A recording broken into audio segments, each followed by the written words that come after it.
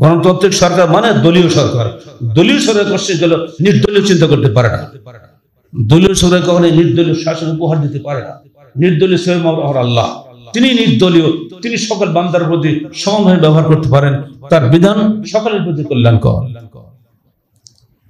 আর এটাই হলো আহলে হাদিস আন্দোলন। যারা এই আন্দোলনতে বেরিয়ে গিয়ে বিভিন্ন রাজনৈতিক দলে করছেন, আহলে হাদিসের বাচ্চা হওয়া সত্ত্বেও তারা আহলে হাদিস ঘরের সন্তান হতে পারেন, তারা প্রকৃত অর্থে আহলে হাদিস নন। আহলে হাদিস কখনোই তার সার্বিক জীবনের কোন একটি অংশ মানুষের কাছে বন্ধক দিতে পারে না। একটি অংশে আমি অমুকের দালাল, একটি অংশে আমি অমুকের গোলাম, আর একটি সালাতের সময় ফেলে আল্লাহর গোলাম, এটা হবে নাকি? সালাতের সময় বা ফেলে দেয়নি, রাজনীতি করার সময় অমুক দলের গোলামি, এটা তো হবে না।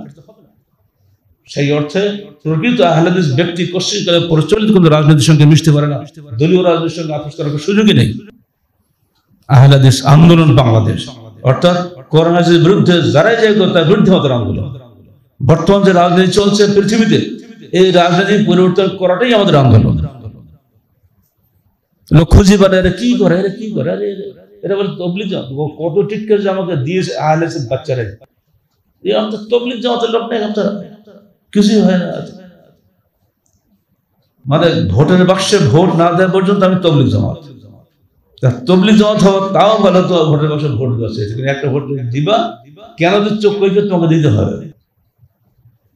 আল্লাহ পাক পরিষ্কার বলে দিচ্ছেন সূরা নিসা 85 আয়াতে, দেখো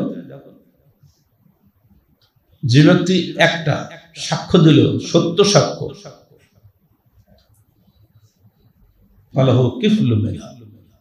তার অংশ সে পাবে। যদি একটা মিথ্যা সাক্ষ্য দেয়, তার একটা অংশ সে পাবে। আমার এই সমর্থনের মাধ্যমে আপনি এমপি হলেন বা মন্ত্রী হলেন বা প্রধানমন্ত্রী হলেন, আপনি এই 5 বছর যত পাপ করবেন, একটা অংশ আমি ভোটার হিসেবে আমার আমলনামায় যোগ হবে। যদি নেকি কাজ করেন তো আমার আমলনামায় যোগ হবে। আমি এই রিস্ক নিতে যাবো কেন? আপনি কি করবেন তাতে বুঝতেই পারছেন। আপনি আগে বলে দিচ্ছেন যে আমি কোরআন সুন্নাহ অনুযায়ী দেশ চালাবো না, আমি আমার ইচ্ছা মতো দেশ চালাবো, বলে দিচ্ছেন। এরপর আমি সেখানে যাবো ভোট দিতে। আর এই জন্য আমাদের টিটকের করে বলা হচ্ছে, সকল আহলে হাদিস নামধারী কিছু দল আছে, তারা আমাদের বলে এরা তো তবলিগ জামাত। রফাদানে মানে আহলে হাদিস নয়। আহলে হাদিস হলো সেই যে সার্বিক জীবনকে পবিত্র কোরআন ও সহিহ হাদিসের আলোকে গড়ে তুলতে চেষ্টা করে, প্রচার করে, প্রতিষ্ঠা করে, সাধ্যমতো সেভাবে মানুষকে দাওয়াত দেয়। আমার দায়িত্ব পৌঁছে দেওয়া, আমাদের প্রত্যেকের দায়িত্ব পৌঁছে দেওয়া। মানা না মানা তার ব্যাপার, এটাই আল্লাহ পরে বলে দিচ্ছেন। আর তুমি আহলে কিতাব ও মুশরিক উম্মতের বলে দাও, তোমরা কি ইসলাম কবুল করলে? যদি না করে তবে তারা সরল পথ প্রাপ্ত, যদি করে তাহলে তারা সরল পথ প্রাপ্ত হলো। আর যদি মুখ ফিরিয়ে নেয় তাহলে তোমার দায়িত্ব করে পৌঁছে দেওয়া, এটি আমাদের দায়িত্ব। পৌঁছাতে তো হবে, গোপন রাখবো নাকি? ইসলাম যে বিশ্ব ধর্ম, ইসলাম যে মানুষের প্রতিপালিত একমাত্র দিন এবং আল্লাহর নিকটের মনোনীত দিন, এ কথা বলতে যদি আমার ভয় লাগে, তা আমার তো মরে যাওয়া দরকার। আমাকে তো বলতেই হবে। সবাই হজ করে না, হজ কত একজনের কয়েকবার কি করা হয়। যারা হজ ব্যবসা করে তো প্রতি বছরই হজ করে, কিন্তু স্মৃতিগুলো মনে রাখা ভালো। আরাফার ময়দানে বিদায় হজের শেষ দিকে সন্ধ্যার সময় সর্বশেষ ঘোষণা ছিল এই আয়াত। ওমর ফারুক বলছেন, আমি দেখতে পাচ্ছি এই আয়াতটা কখন নাজিল হয়েছে, তোমরা কি শুনবে? হ্যাঁ বললেন উনি। সন্ধ্যেবেলায় সূর্য ডুবছে, আল্লাহর পক্ষ থেকে আয়াত নাজিল হয়েছে, আল-ইয়াওমা আকমালতু লাকুম দীনাকুম, তারপর ওয়া আতমামতু আলাইকুম নি'মাতি ওয়া রাদিতু লাকুম ইসলাম। আজকে আল-ইয়াওম তোমাদের জন্য আমার দ্বীনকে পরিপূর্ণ করে দিলাম, তোমাদের উপরে আমার নিয়ামতকে সম্পূর্ণ করে দিলাম, এবং তোমাদের জন্য ইসলামের উপরে আমি রাজি হয়ে গেলাম। এই আয়াত সেদিন নাজিল হয়ে গেছে।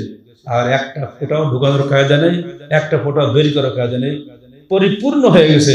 এখান থেকে কোনো কিছু যোগ বিয়োগ করা যাবে না।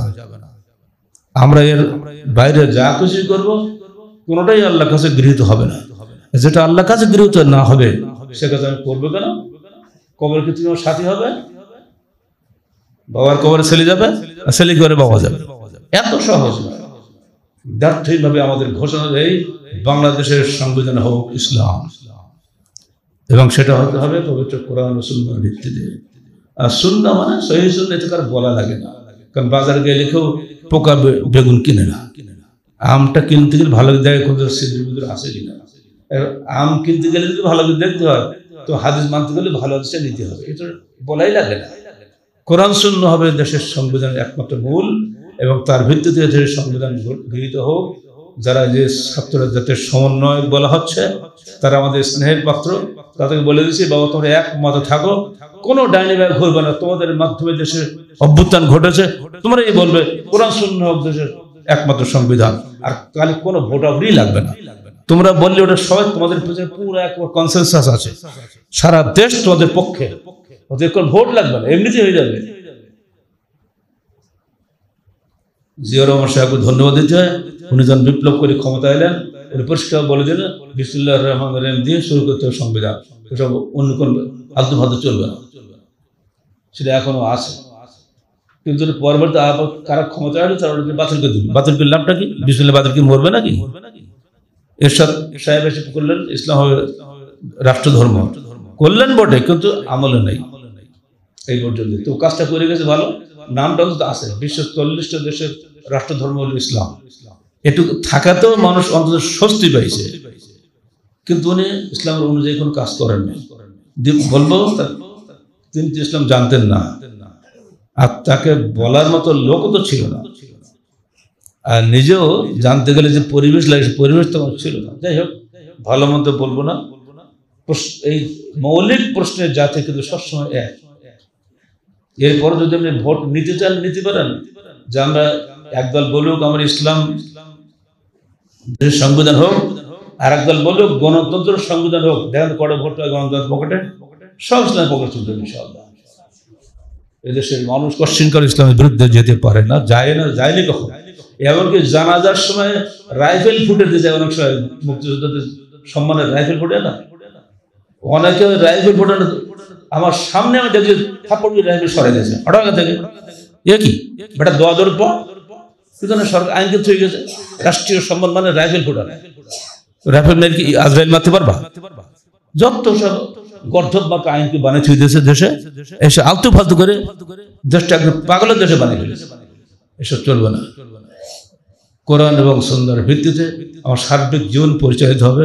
খাওয়া দাওয়া, ওঠা বসা, মরা সবই ইন্না সালাতি ওয়া নুসুকি ওয়া মাহইয়ায়া ওয়া মামাতি লিল্লাহি রাব্বিল আলামিন। আমার সালাত, আমার কুরবানি, আমার জীবন, আমার মরণ সবকিছু সির্ফ আল্লাহর জন্য। এখানে অন্য কারোর জন্য আমার কোনো আত্মনিবেদন হবে না।